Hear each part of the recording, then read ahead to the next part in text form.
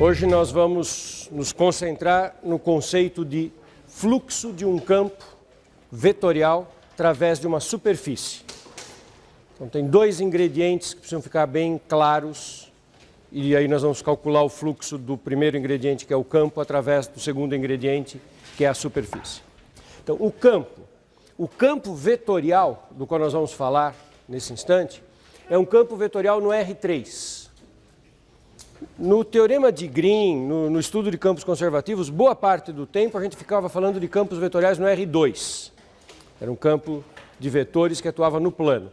Agora eu estou mudando o meu enfoque para o espaço. E vou trabalhar o tempo inteiro com campos vetoriais no R3. Então eu tenho um vetor que está aplicado num ponto do espaço, x, y, z, e esse vetor que eu imagino atuando no espaço, ele tem três coordenadas, que eu vou indicar pelas letras P, Q e R. Quando era campo plano, eu usava P e Q. Lembram? Aí, por exemplo, o rotacional era del Q, del X, menos del P, del Y. Eu agora estou trabalhando com três. P, Q e R, cada uma delas depende de três variáveis. Vocês já vão ver nos exemplos que os meus campos vão ter três componentes e as três componentes dependem de três variáveis. Esse é o campo vetorial no espaço. Pensa agora numa superfície parametrizada regular. Ser superfície parametrizada significa que tem uma maneira de descrevê-la usando duas variáveis. A superfície vai do R2 no R3. Nós estamos com ambientes multidimensionais aqui. Que eu tenho então agora uma aplicação do R2 no R3. Então, dadas as duas variáveis o V, o X, o Y e o Z estão escritos em termos dessas duas variáveis. E o campo está escrito em termos do X, Y, Z. A superfície tem que ser regular, isso já me garante que o módulo do XU, XV vetorial é diferente de zero. A superfície tem plano tangente em todo ponto. Mas nós discutimos na última aula o conceito de orientabilidade de uma superfície. Nem toda superfície regular é orientável. Eu até dei exemplos de superfícies não orientáveis. Faixa de Möbius, garrafa de Klein. Então, essas superfícies, elas não se comportam bem para o estudo de fluxos. Então, nós vamos eliminá-las. Nós vamos trabalhar com as superfícies orientáveis. E nos próximos exercícios a gente vai ver o que isso significa em termos dos procedimentos de cálculo. Dizer que ela é orientável e mais, ela não só é orientável, ser orientável significa pode ser orientada. Mas nós vamos sempre admitir que alguém fixou uma determinada orientação. Então, ela é orientável e está orientada por um campo de versores normais. Quando eu falo que uma superfície está orientada, eu sempre vou imaginar que alguém definiu um campo de versores perpendicular. É isso que dá orientação. Qual é o papel lógico de ter uma orientação nesse estudo de fluxos? É o papel de dizer, nós vamos calcular o fluxo, que é a quantidade de matéria que atravessa a superfície, de um lado para o outro. E o versor normal, ele é importante porque ele nos diz de que lado para que lado. Já faço um desenho detalhando isso. Então, ser regular garante que isso é diferente de zero, ser orientável garante que tem uma orientação possível, e, na verdade, toda superfície orientável tem duas e apenas duas orientações, que pode ser escrita assim, ou é o XU vetorial XV, que faltou um símbolo de vetorial, ou é o XU vetorial XV, dividido pela norma do XU vetorial XV, pelo módulo do vetor, ou é menos o XU vetorial XV dividido pela norma do XU vetorial XV. Menos XU vetorial XV, propriedade do produto vetorial, também poderia ter escrito XV vetorial XU. Se você inverte a ordem dos dois vetores no produto vetorial, troca o sinal da resultante. Porque quando você troca a ordem de duas linhas no determinante 3×3 que define o produto vetorial e inverter duas linhas num determinante troca o sinal. Observe que a parametrização muda o XU, XV. Se eu mudar de parametrização, vai mudar o XU, vai mudar o XV. Mas o N não muda. Porque pode mudar o XU, mudar o XV, mudar o produto vetorial. Mas quando eu divido pela norma, eu estou normalizando o vetor, vira versor, e aí versor só tem um. Um para um lado e um para o outro. O conceito de fluxo, então, ele vai medir exatamente isso. Imagine que o F é uma medida de algo que está escoando. Uma boa visão é, em mecânica dos fluidos, um fluido escoando. Então imagine que há um fluido escoando e o F é o que está medindo esse escoamento. Pode ser, por exemplo, a densidade vezes a velocidade do escoamento. Então, algo está escoando. Eu tenho uma película que é permeável ao escoamento, essa é a superfície, e eu quero saber quanto desta grandeza que está sendo observada atravessa essa película por unidade de tempo. Isso é o fluxo do campo através da superfície. Isso eu indico por essa integral, dessa forma sintética, campo vetorial F, esse ponto é produto escalar, versor normal, que é o que diz a orientação. Quando eu escolhi o normal, eu estou calculando o fluxo de um lado para o outro. Se para essa folha de papel eu escolher o versor normal que aponta para vocês, eu estou calculando quanta matéria, quanta massa está atravessando da região do espaço onde eu estou para a região do espaço onde vocês estão, o fluxo nesta direção. Se eu escolher o versor normal apontando para mim, o que eu estou calculando é quanta massa vem de lá para cá. Na verdade, isso muda o sinal. Se está realmente havendo massa indo numa direção, quando eu calculo, e quanta massa está indo na direção contrária? É o mesmo valor negativo. Tá certo? Todo mundo acompanha essa visão física? Tá. E como é que eu calculo isso? Eu calculo através de uma integral dupla do tipo teorema de Fubini, usando a parametrização XU, XV. Não uso o N versor, eu uso o XU, XV, produto vetorial, que nem sempre é versor. É a integral dupla nas variáveis U e V, portanto, no domínio da parametrização da superfície, não no domínio do campo, no domínio da parametrização da superfície, do produto escalar, posso indicar o produto escalar por pontinho ou por colchete, du dv, integral tipo teorema de Fubini.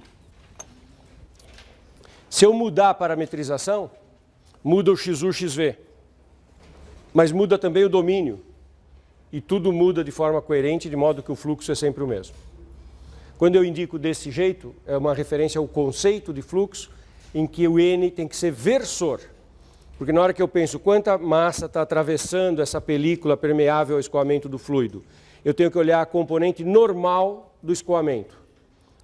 O fluxo é medido pela componente normal do escoamento. E componente normal a gente mede fazendo produto escalar do vetor pelo versor na direção normal.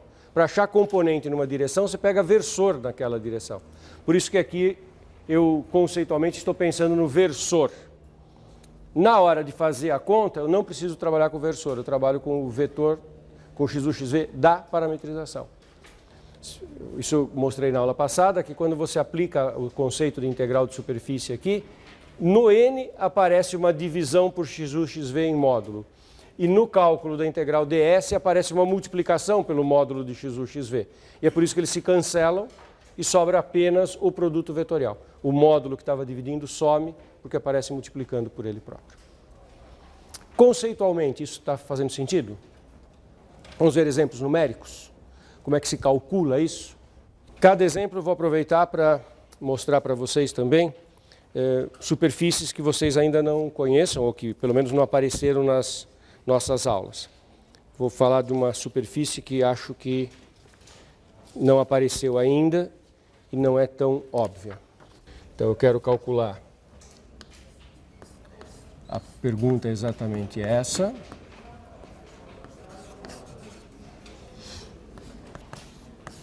Então veja, o meu campo vetorial tem que ser um campo com 3 variáveis no domínio e 3 variáveis na imagem. É sempre um vetor no espaço. Em particular, eu coloquei um campo que não aparece o Z. Isso tem um significado, a gente vai tentar entender o que isso significa. O que significa esse campo que não tem Z em lugar nenhum e tem um zero ainda nessa componente. E S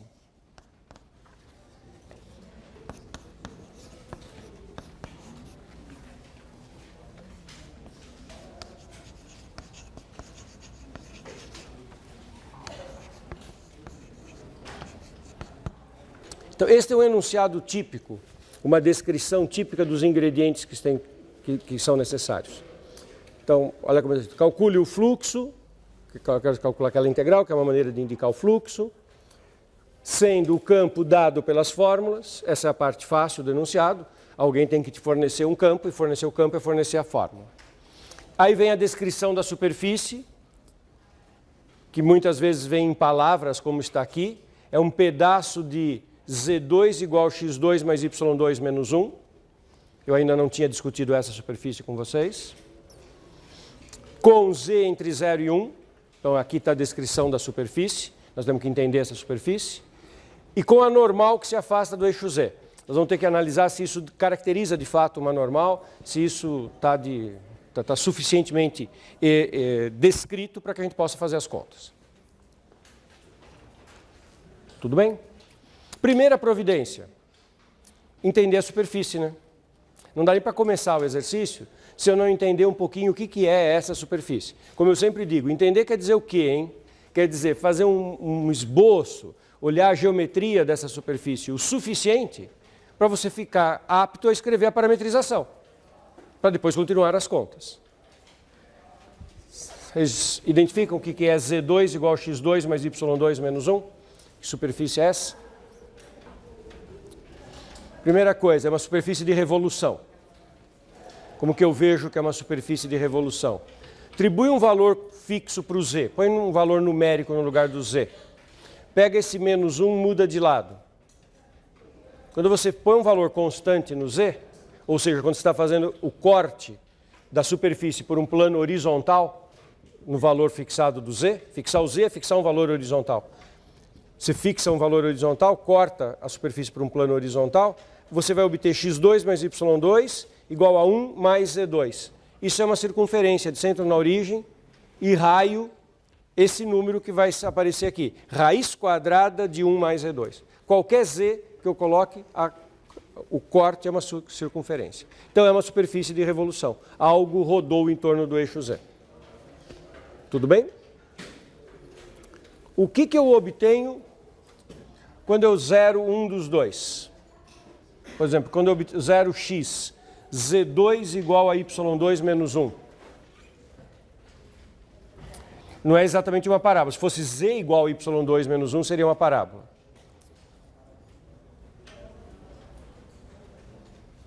É z igual a raiz quadrada de y2 menos 1.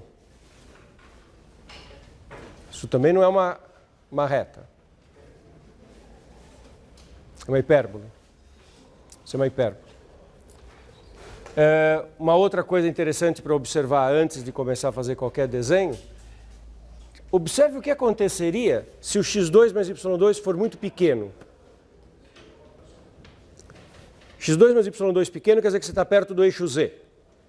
Está se aproximando do eixo z. Se o x2 mais y2 for pequeno, pequeno quanto? Menor do que 1. Se o x2 mais y2 for menor do que 1, x2 mais y2 menos 1 fica negativo. Z2 negativo não pode. Quer dizer que não tem pontos. Isso significa o seguinte, a minha superfície não se aproxima do eixo z. Pensa no eixo z e no cilindro em torno do eixo z de raio 1. Cilindro vertical de raio 1 em torno do eixo z. A minha superfície está o tempo inteiro fora desse cilindro. E é uma superfície de revolução. Ela está rodando, mas sempre fora desse cilindro. Não tem nada dentro do cilindro. Não tem nada para valores muito pequenos de x2 mais y2. Eu sempre comento que o nosso desenho tem que ser o suficiente para a gente escrever a parametrização. Tem certos detalhes que, se a gente não conseguir enxergar, não vai fazer um grande drama para resolver o exercício. Então, saber que a intersecção com o plano ZY é exatamente uma hipérbole ou uma outra curva, não vai me impedir de continuar a análise.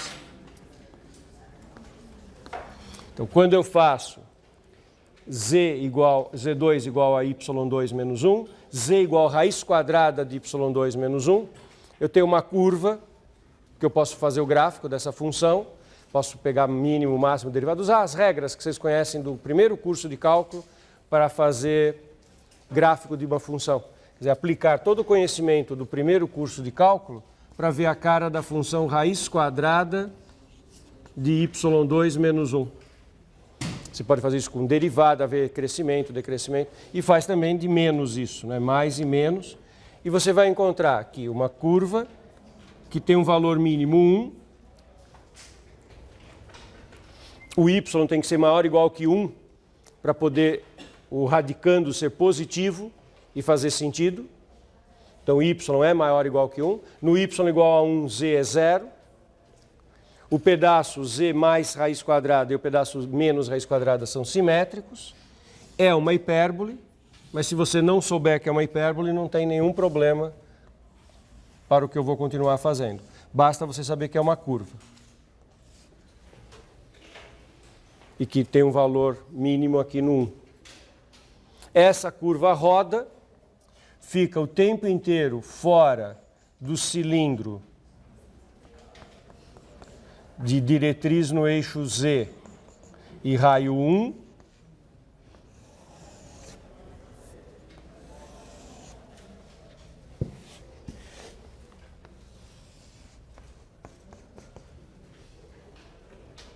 Esses pedaços são os pedaços negativos.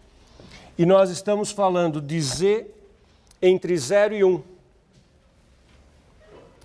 Z igual a 0, eu tenho a circunferência de centro na origem raio 1. Quando Z é 0, fica x2 mais y2 igual a 1. E quando Z é 1, vou colocar 1 aqui, x2 mais y2, o menos 1 passa para cá, igual a 2. É a circunferência de raio raiz de 2. Quer dizer que agora eu sou capaz até de desenhar a minha superfície.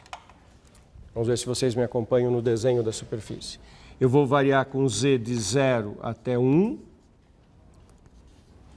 A minha superfície vai ter esta rotação.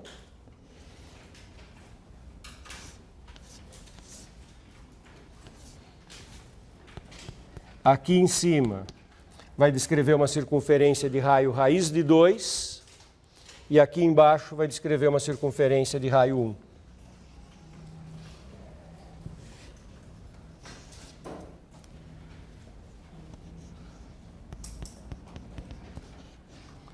Aqui é raiz de 2 e aqui é 1. O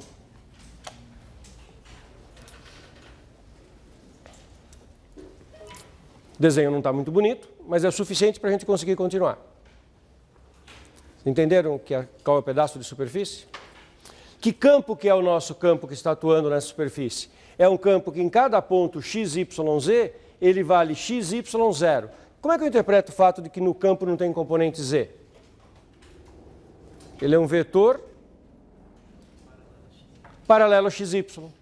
Você usaria a palavra horizontal, né? Ele é um vetor horizontal que é paralelo ao plano x, y. E ele tem exatamente o mesmo x e o mesmo y do ponto onde ele está aplicado. Quer dizer, eu tenho aqui um campo de vetores que atua da seguinte forma. Em cada ponto desta superfície, num ponto x, y, z, que tem uma certa altura, eu tenho um vetor atuando, que ele tem a mesma componente x que o ponto, a mesma componente y que o ponto, mas o ponto tem um z positivo e o vetor é horizontal, não tem z. E esse campo está atuando em todos os pontos dessa superfície. E o que eu vou calcular agora é o fluxo desse campo através dessa superfície. Alguma dúvida, turma? Esse é o passo 1, que é entender a geometria que está descrita para poder fazer o passo 2. Qual é o passo 2? Escrever uma parametrização. Já enxergaram como parametrizar? Já tem uma proposta em mente de parametrizar? Uma ideia é usar polares. Observe que essa superfície se projeta no plano XY sobre uma coroa circular. Se você jogar a superfície inteira no plano XY, você vai encontrar uma coroa circular de raio interno igual a 1 e raio externo igual a raiz de 2. Todo mundo enxergou isso? Então eu tenho duas maneiras de parametrizar.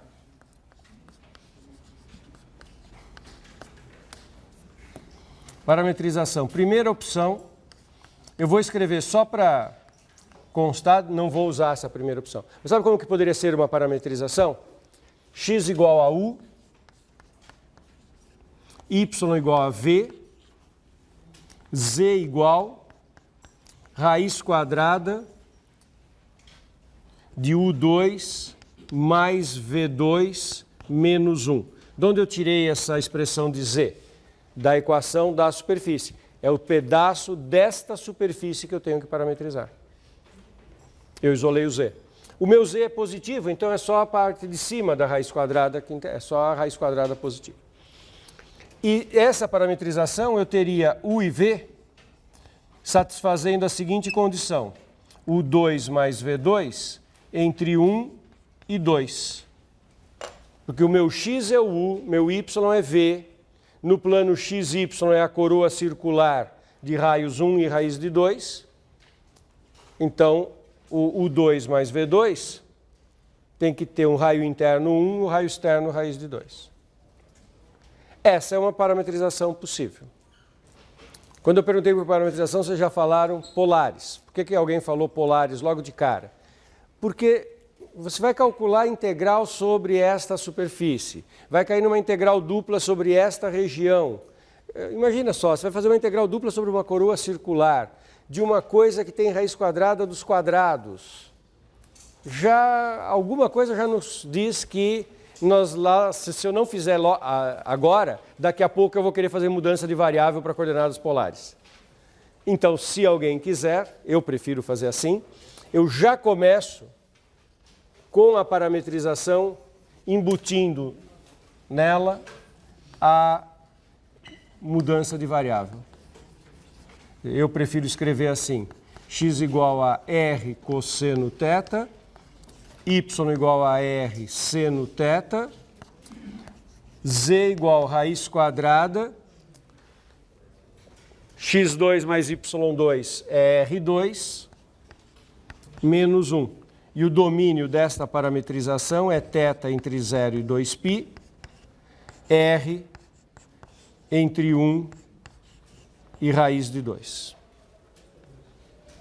Fica a critério de cada um parametrizar de um jeito ou de outro. Vocês entenderam os meus comentários de que se você fizer a primeira, você vai fazer os cálculos e daqui a 5 minutos você vai fazer mudança de variável na hora de fazer a integral? Então por isso que é natural pensar assim. Obrigatório fazer assim? Não. Pode fazer desse primeiro jeito e lá na frente você faz mudança de variável. Tudo funciona. Normal? Já demos o passo 2. Do ponto de vista conceitual, eu não fiz nada, eu só entendi o enunciado, né? Não fiz nada operacional. Porque quando 10 minutos atrás, quando eu falei do conceito de fluxo, tudo começava com a superfície parametrizada e com a orientação. Eu mal acabei de parametrizar. Eu tive que dar o passo 1, que foi entender a geometria, o passo 2, parametrizar. Agora eu vou ter que entender a normal, para daí começar a fazer as contas da integral mesmo. Normal, vamos lá. Xθ, eu vou adotar para a segunda opção. Vou fazer as contas com a parametrização 2. Então, xθ menos r seno θ, r cosseno θ, e não tem θ na variável z. Então, del z, del θ é 0. xz, xr, derivação em r. Cosseno θ, seno θ, derivada da raiz quadrada de R2 menos 1 em R. Derivada da raiz quadrada, 1 sobre 2 vezes a raiz quadrada, vezes a derivada do que está dentro, que é 2R. Então dá simplesmente R sobre raiz quadrada de R2 menos 1. Tem um 2 em cima, um 2 embaixo, que eu nem escrevi. Xθ vetorial XR.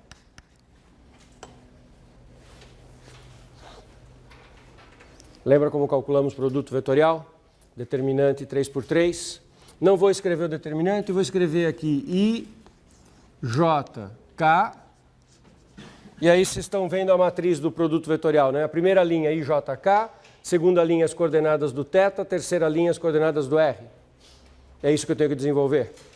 Então, primeira componente em I, R cosseno vezes R raiz quadrada e 0 na secundária.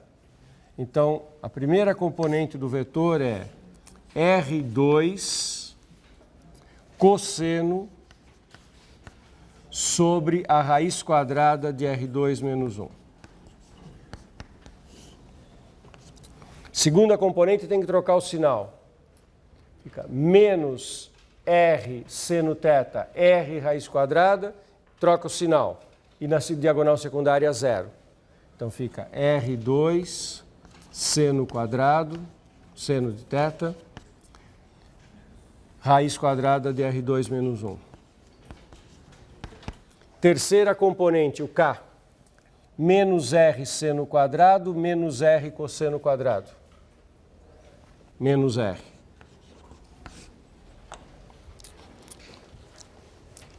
Fiz o cálculo do vetor normal. Agora eu estou em condições de saber se a orientação com a qual eu estou fazendo a conta é a orientação que o enunciado pediu ou não. O enunciado quer que a normal seja a normal que se afasta do eixo Z. Eu obtive um vetor normal. Aquele vetor normal se afasta do eixo Z ou se aproxima do eixo Z?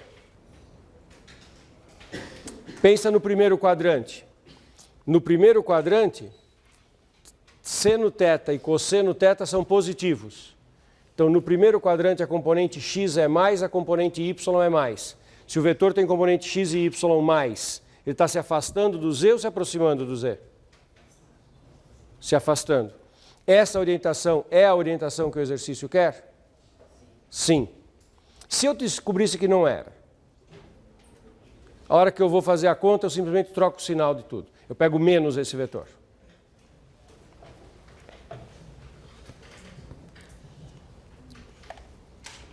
O fato da componente z ser sempre negativa também está coerente com isso que eu quero. O vetor que se afasta, essa superfície está aqui, torta, né? E o vetor normal que se afasta do z, ele vai para baixo. Ele tem z negativo. O que se aproxima do z aponta para cima, ele sobe. Olha a componente daquele vetor quando θ é do primeiro quadrante. Ele tem x e y positivos. Então você tem um ponto da superfície. Superfície é isso, não é? Tem um pedaço de hipérbole aqui. Eu quero saber se o meu vetor normal está saindo ou se ele está entrando. Aqui está o eixo Z. Olha no primeiro quadrante, quando θ é tal que seno e cosseno são positivos. Você está falando de um vetor que tem a primeira componente positiva e a segunda componente positivas. Um vetor que tem as duas componentes x e y positivas, ele é um vetor que se afasta do eixo Z, não é? Ou eu estou fazendo o raciocínio contrário? Às vezes eu me atrapalho com os raciocínios, mas acho que dessa vez está certo.